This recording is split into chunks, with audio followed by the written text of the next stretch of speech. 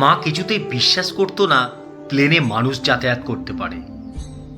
একদিন যখন বললাম ওতে 300-400 মানুষ উড়ে যায়, তখন বাড়ি বিস্মিত হয়ে রেগে বলেছিল, কইছে তোর গল্প।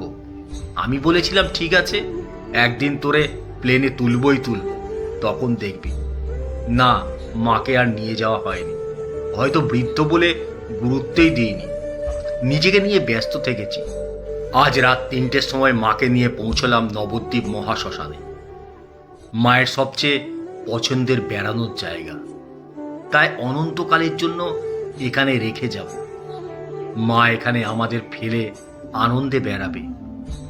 আজ তার খুব খুশির দিন, বড় আনন্দের দিন। মাকে রেখে যাবার জন্য আমরা অনেকেই এসেছি।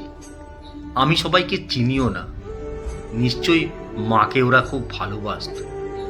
ওদের একজন এসে হঠাৎ বলল, দাদা কিছু টাকা দাও, আজ কত আনন্দের দিন আমাদের।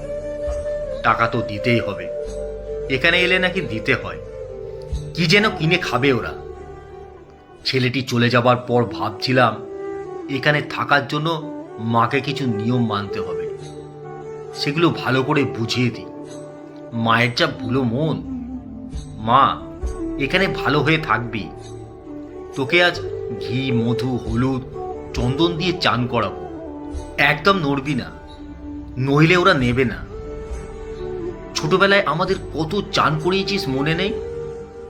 আজ আমরা তোকে চান করাবো। তারপর 4 জন ধরাধরি করে নিয়ে যাব গেটের কাছে। গেটের দারোয়ানের নাম জানিস? ওর নাম অনল। ওর কোনো পদবি নেই। ও তোকে নিয়ে চলে যাবে ভেতরে। তারপরেরটুকু আমাদের আর দেখতে দেবে না। কোনোদিন আর তোকে দেখতে পাবো না, কোনোদিন না। আমার কোনো কষ্ট হবে না জানিস। আমাকে তো অভিভাবক বানিয়ে চলে এলি। শাসন করার কেউ রইল না, বলার কেউ রইল না। বাবু খাইছস নি? ও, তোর সঙ্গে তো আর দেখা হবে না। এখন কয়েকটা কথা বলে নি। এখানে কাউকে বলিস না যেন। জোর করে যখন পড়াতে বসাতি আমার খুব রাগ হতো। মুখে ঠুসে ঠুসে যখন খাইয়ে দিতি তখনও রাগ হতো। ভারী খারাপ ছিলি তুই। বাড়ি ফিরলেই যেমন বলতিস, কিরে এতক্ষণ কোথায় ছিলি, কতক্ষণ দেখি না। এবার আর জিজ্ঞাসা করতে পারবি? আমায় তো আর দেখতেই পাবি না। ইচ্ছে করে বেড়াতে চলে এলি কেন? আমাদের একবার জিজ্ঞেস করলি না? এক কাজ কর, বাড়ি ফিরে যায়। তুই তো এখানে থেকে যাবি, আর ফিরবি না বলছিস। আমি তাহলে মাঝে মাঝে দেখা করতে আসবো। আমার সঙ্গে দেখা করবি? স্কুল থেকে ফিরলে যেমন হাত পাকা নিয়ে হাওয়া করতে আসছিস, তেমনি আসবি? গামছা দিয়ে কপালের ঘাম মুছিয়ে দিবি? তুই তো সঙ্গে কিছুই আনলি না।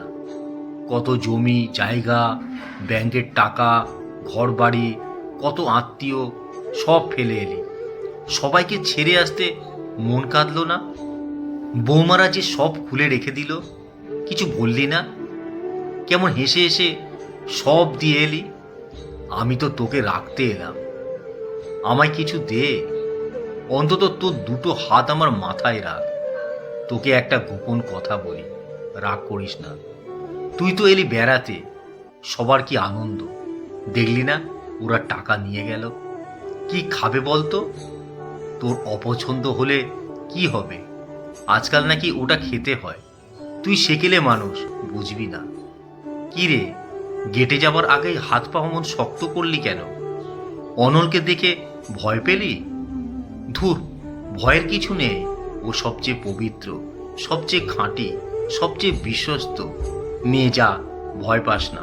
এই দেখো কাঁদে। কাঁদিস কেন? আমায় ছেড়ে যেতে কষ্ট হচ্ছে? ঠিক আছে, নিয়ে আমায় একটু আদর কর। হলো, এবার যা।